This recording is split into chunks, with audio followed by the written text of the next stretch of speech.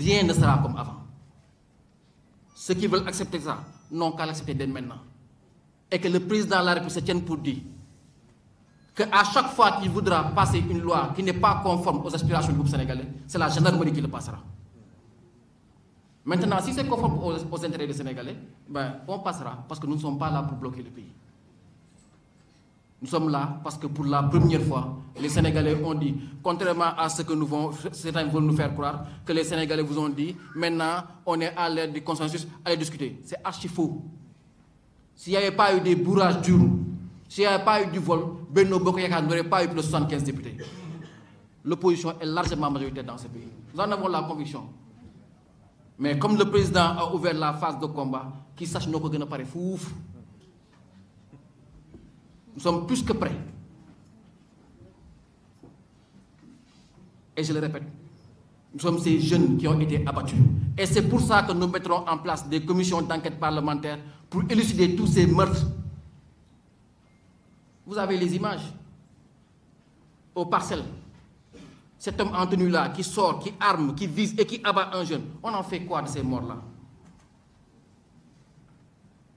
Les médias nous intéressent. Moi, je suis à la ville de Dakar. J'ai des collègues qui sont morts dans le cas. J'ai mon collègue Yaya qui est tombé malade en prison et qui sont morts. Mais rendez-vous compte, vous prenez un maire comme Barthélémy Dias, qui a été élu avec plus de 100 000 voix d'avance sur le parti au pouvoir. Il n'est pas temps qu'on parle du statut de l'élu local. Ahmed Aïdara, qui a été élu avec des milliers de voix, n'a pas d'immunité, là où un député qui est passé avec 40 000 voix a une immunité parlementaire, qui est passé au prix Forest. Donc demain, on peut prendre mon ami Bara et le mettre en prison. La question du statut de l'élu local, on n'en parle pas. Le président de la République peut se lever un matin, se mettre au grand théâtre, prendre sa tablette et distribuer 80 milliards. Alors qu'il nous donne 8 domaines de compétences sur lesquels il ne nous donne comme fondation de la décentralisation que 60 milliards. Vous pensez que ça a du sens? Et quand il y a des inondations, c'est eux. Mais les collègues maires là, dans bientôt quelques jours, après les inondations, vont devoir affronter des écoles avec les opérations ODIAS pour nettoyer les écoles et préparer l'endroit des enfants. Ils n'ont rien en caisse parce qu'ils n'ont pas le fondation de la décentralisation. Pendant ce temps-là, le président a distribué 60 milliards à ses militants. Et on nous parle de solidarité. Nous mettrons sur la table la question du financement du côté local, de l'équilibre des investissements. Parce que nous avons la conviction que ces histoires d'émergence là, c'est de la comédie. Mais nous ne sommes pas des comédiens. La comédie, nous la laissons aux manipulateurs, à ceux qui envahissent les plateaux pour plaire aux chefs. Nous ne cherchons à plaire à personne. Même pas à nos leaders.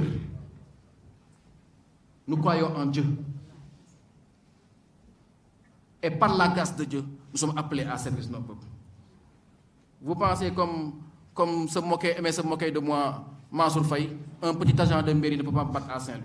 Je le bats depuis de 10 000 voix. Vous pensez que c'est par magie? C'est Dieu qui l'a voulu ainsi. Et je ne suis pas au Parlement pour plaire à qui que ce soit. Je ferai ce qui plaît aux Sénégalais. Je ne suis ni le député de Tahaou, ni le député. On est des députés du peuple. Et c'est ça que nous sommes. Ni plus, ni moins. Merci beaucoup.